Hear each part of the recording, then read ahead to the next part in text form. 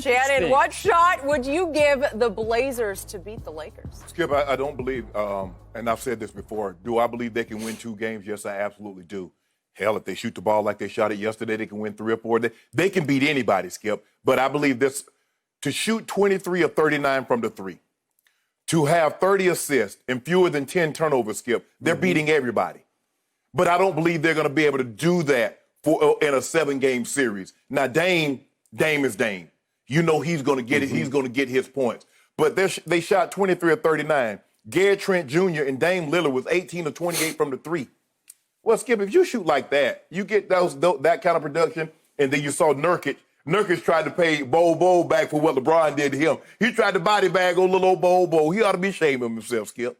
But that's okay. We got something for you. We got a feeling that you guys are going to get that 8 seed, and we're going to have a little something for you. But if you look at the Lakers, Skip, this is the worst that a LeBron-led team. They're shooting 23%. 23, you're not beating anybody like that. AD came out more aggressive, and I'm going to disagree with Charles like this. AD has shown that he can kill you if you single him. What's frustrating, Skip, is that when I pass out of the double team and guys are open by 5, 10 feet and they're clanking. Now, we thought the other day was bad when they went 5 of 37. They say, you know what? We can do worse than that. Watch us go 2 for 19. So, and they didn't even have LeBron to go 0 for 5. There you go. See it. Oh, it's not well, seriously. But it's serious. No, it's not serious. It's not serious. Dame is expending a lot of energy, Skip. He's playing almost 43 minutes. CJ's playing 42 minutes. And they're going to need all that. It looks like it's going to probably come down, Skip, to the Suns and the Trailblazers. And I believe that's what's going to be. That's going to be the 9-8 play. That's going to be the 8-9 play-in game. But, Skip, if they shoot like this, they shot 59% from the 3. You're not beating anybody that shoots 59% from the 3-point line. They're beating anybody they play on that night. The question is, can they shoot like that 4 times? Because that's what it's going to take. You got to win 4 games. Can they shoot like that 4 times against the Lakers? I don't believe they can. But I believe they can win 2 games off the Lakers, but I believe the Lakers will play better than what we've seen. Eventually, like AD said, hopefully, I'm praying, some of these threes start to fall, because right now, Skip, I've never seen anything like this in a stretch in what I've seen them shoot the 3. I've never seen anything this bad. Okay. So, I'm here to say that I think Charles Barkley is on to something. I'm not sure he is even looking deeply enough into seeing just how on to something he might be. What have I told you about Dame and CJ that I did not love about last year? They did make it to the conference finals. Right. Damian, by himself, basically beat Oklahoma City and Russell Westbrook. Correct. And then with a lot of help from CJ, they beat Denver in 7 games, Jokic and company.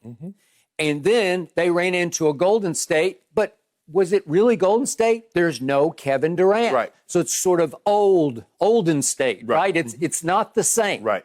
And what happened in those 4 games, Mr. Sharpe? Down the stretch. Yeah, down the stretch. So here's what happened. Game 1, they're down only 6 going to the 4th quarter. Again, it's at Oracle. Game 2, they're tied going to the 4th quarter. Game 3, they're down only 3. And Game 4, which went overtime, they were up 8 going to the 4th quarter. So these are all winnable games. Very. If Damian Lillard is that guy, Dame, can you take over against Steph and Clay with some help from your running mate, CJ?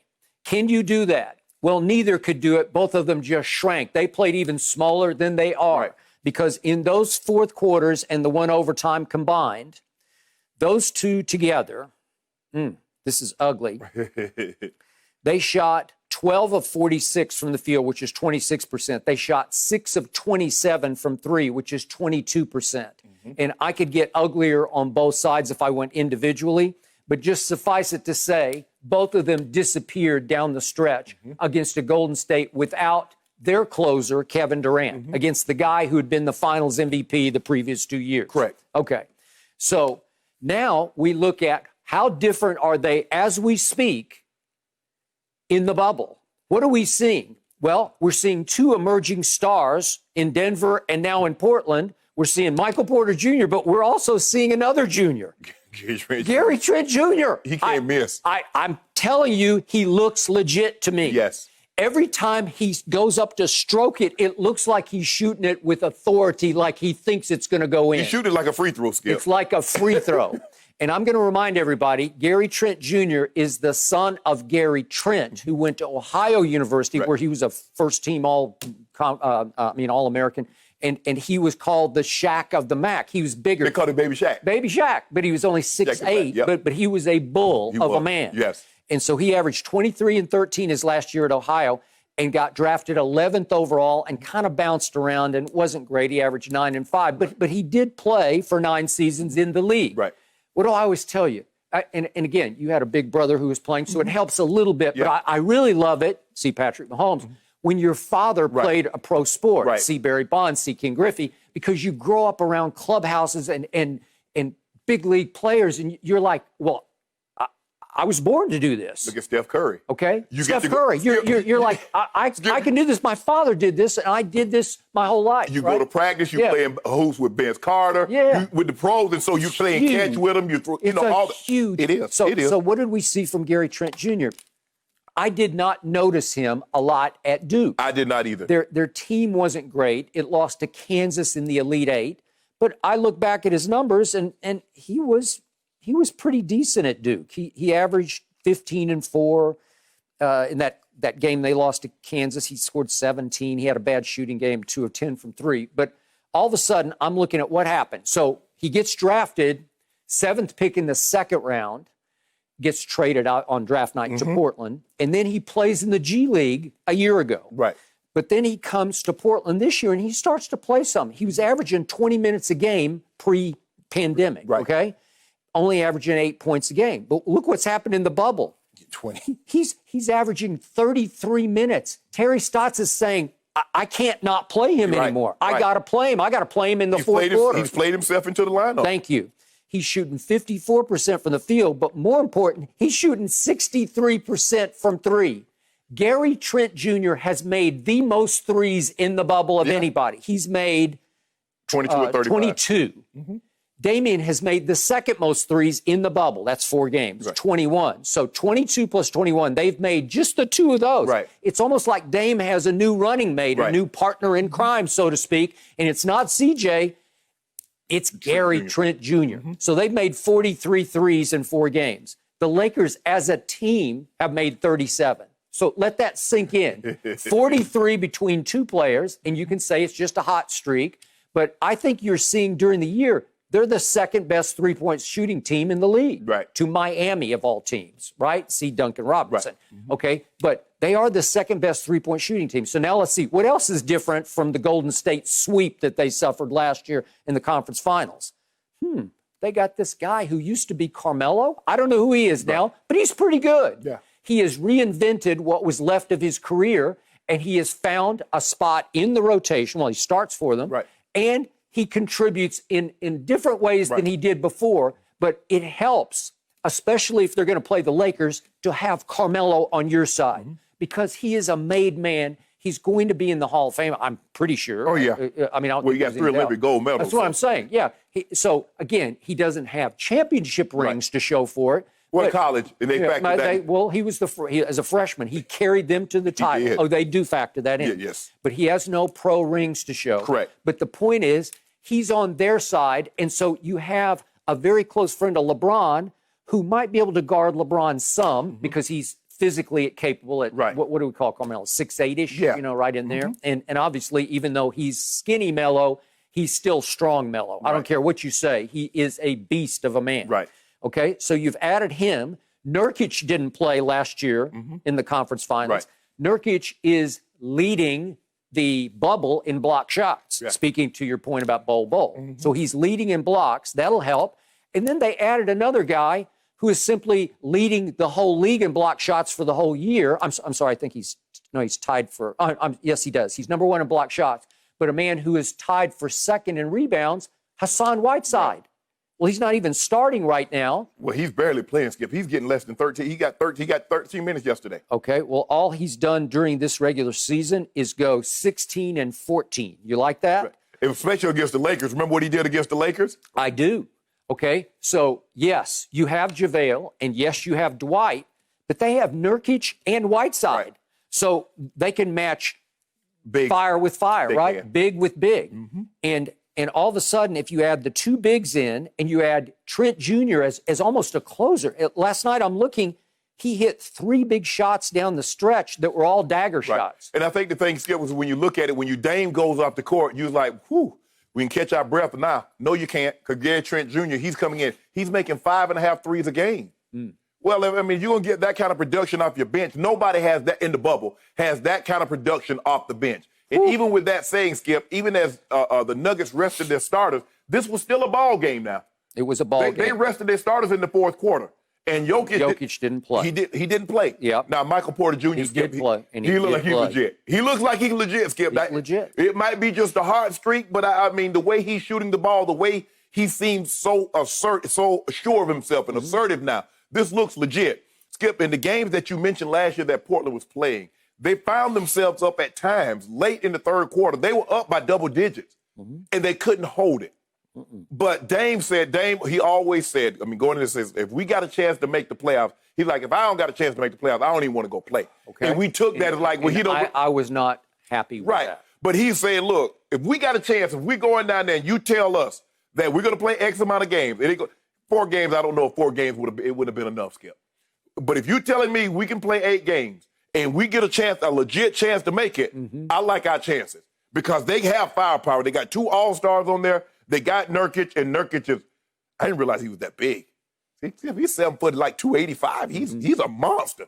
He's a big man. And so with that being said, Skip, if they play, I don't believe they can shoot the ball like they shot it yesterday. But they've shot the ball well enough that I still believe they can take a couple of games. Yep. They lost 1 game in the bubble, but it was against Boston, and they had them, they were up 24 in the second quarter and lost that lead. Right. So that's the one glitch in the bubble. Right. But they are now positioned, ironically, off what Dame said before the bubble, they are now positioned to be in the thick of this. So I think he's happy he went to the bubble. I think we both agree that Memphis is not going to be able to hold that spot, especially since Jaren Jackson has gotten injured. I don't see it. And you look at the teams that are right behind him, the Spurs. I don't think you like the Spurs. The Pelicans, Skip. They don't play any defense. We're going to talk about them. Yes, we are. I believe it's going to come down. I believe it's going to be the Suns, and I believe it's going to be Portland in a play-in. And by the way, quick thought on the Spurs. They play hard. They're well coached. We get that. They're just not talented enough. They lost LaMarcus Aldridge. And it's DeMar DeRozan, and it's Rudy Gay, and it's Nixon, and now Bellinelli's out, and Bryn Forbes has been out. So they're just not quite there. I don't believe in them. I root for them, but I don't believe in them to be in this fray. Great coaching can't overcome lack of talent. I mean, Skip, Papa is great, but you have to look at Duncan, and you have to look at Ginobili, you have to look at Tony Parker. They're all going to the Hall of Fame with Kawhi Leonard. Now he's still the same coach, but he don't have near the talent level. All right, now we're back to what Charles said about Anthony Davis. I don't believe he has that dog in him. I don't either, but I've told you that for 4 years here on this show. I'm not sure about him in the brightest light. And I was never sure about him in New Orleans, but he's not been in this bright of a light in his whole career. There is no doubt about his talent. See what he just did 2 games ago to Utah. It's extraordinary. Or the Clippers. Highly capable. Or the Clippers. You got it. But when it's time, can he rise above it and take games over in the fourth quarter? We'll see all the Clipper fourth quarters that I told you where he just disappeared. All done with AD in the fourth quarter. Okay, so I'm not sure about him, but here's the cancel factor. I'm not sure about Damian. He knows I feel this way about him, and I would love to see him shut me up, prove me wrong. And if he gets a shot at the Lakers in the first round, we know what he did just after the late, great Kobe passed. That Friday night. Whew. Well, I don't remember what he had, 40s? Yeah, he almost had 48? Yeah, he's 40, because there was a stretch where he had like 40 points and double-digit assists. Okay, like Anthony, highly capable. But in the postseason, if you look hard, he's 19 and 32. Is that all his fault? Absolutely not. But he is the man in Portland. And what I always say about the NBA playoffs, it's almost like tennis, where one man imposes his will on the other. If you have that guy, like LeBron in all those years in the East, he would just impose his will on DeMar DeRozan or Paul George, who was George Paul in Indiana, right? He could just walk on the floor and say, I'm LeBron and you're not, watch this. Okay? So in this matchup, Can Damian rise above? Can he say, I'm ready to emerge. I'm ready to be a superstar. I'm not going to give you super yet. You got to do something. There. Well, is he? Yeah. Okay, so he's 4-6 in playoff series. Skip, here's the thing when I evaluate Dame. I don't believe Damian Lillard and the Trailblazers have ever lost a series. Maybe one, they lost one. They lost to the Pelicans that year when Anthony Davis went monster. He would have 30 and 15. But for the most part, he's really never lost a series he was favored in, with the exception of that one. But he beat Houston, but he knocked off OKC. He did. He knocked off the Nuggets. So you have to beat the Clippers. That was the other one. And when I look at 2016, Skip, and I said this, and I told you this, Skip, if Damian Lillard's in the East, he might be the second best player in the East behind Giannis. You say you like Jason Tatum, you like Joel Embiid, but Dame Lillard just so happens to be in the West, and he plays a position that Harden is going to win his third straight scoring title, and he's going to average 35. Steph Curry's a two-time MVP. Russ averaged a triple-double. He just happens to play a position that's guard-heavy in the West and dominant. But Dame Lillard is legit, Skip. He is a legit player. And it's hard for me to see a scenario that if he was in the East, he's not the second best player behind Giannis. Okay, if he's as legit as you say, they should beat your Lakers. Seriously. I mean, you do realize like LeBron and AD are legit too, right? Okay, I got it. I'm not so sure about AD. I think LeBron is legitter than Damian is, so maybe LeBron imposes his will on this team. But somebody on this team, Carmelo, somebody's going to have to stand up and say no to LeBron James. Right. Because I believe in the end, your Lakers will go as far as LeBron carries them, not Anthony Davis. I would not count on him every game in the playoffs to be the man. Well, if Michael Porter Jr. is going to get you 27 and 12, AD got to be looking at 35 and 16. Okay. Well, that's the way. Is he? He has to. That's what he has to do. He has to be able to give you those type of numbers. And LeBron has to be what LeBron is. But guys are going to have to make shots, Skip. They're going to come get the ball out of Anthony Davis's hand now. They're not going to let it, and he has to continue to stay aggressive. Skip, I look at him last night. He had 12 points on 7 shots in the first quarter. And then after that, he took one more shot, 4 free throw attempts. No, sir. Okay. No, sir. That's what Keep happens. it going. If you got to shoot 40 times, get 40 shots up, AD. Okay, so who would you trust more, Damian or AD, in a big playoff game, in a Game 7, even first round? Let's do first round of the playoffs, Game 7. Who would you trust? But here's the thing. Dame is their best player. I'm going to take LeBron in a Game 7 because Bron normally doesn't lose those type of ball games. But, Skip, Dame Lillard is a legit, he's a superstar, Skip. I mean, pound for pound, nobody at that height. He's not 6'3", he's about 6 foot tall. And he dropping, Skip, he had what do you have, 45 and 12? Well, who does that? Okay, I'll give you this. He has a lot more help than he had last playoffs. A lot more help. Oh, yeah, with Nurkic, yeah. Yeah. And Trent Jr. he's been phenomenal. He's been phenomenal. Well, I'm not going to predict, like Charles is, that Portland will knock your team off, but I think it will be a battle. And the way I'm seeing it right now, it's a 7-game battle. Oh, if they don't shoot the ball any better than what they're shooting, Portland will beat them. Okay. Are you predicting that? No, I'm not. Okay. No, I'm not. That's what you want to happen, but it ain't happening. It ain't happening. This will not be a Warriors Maverick series when the AC Baron Davis and those guys. That was a whole different story. That was a complete utter underdog. I wouldn't call these guys hopeless underdogs. Stop it. Huh? Skip, Portland's won 32 games. And the other teams won 51. How do you say that's not a hopeless underdog? No Nurkic? No Zach Collins? They won 40. Hold on, Skip. They won 32. Yeah. Now, we got 51. Okay. Will you give me, what will you give me in this? Will you give 2 me games? 2 games? Yeah, you get 2 games. Huh. You can get 2 games. All right. I'll think about it. Thank you for watching. You can subscribe here to get the latest from the show, and be sure to check out more of the best clips from Undisputed, or go watch a few other segments from our other shows on FS1.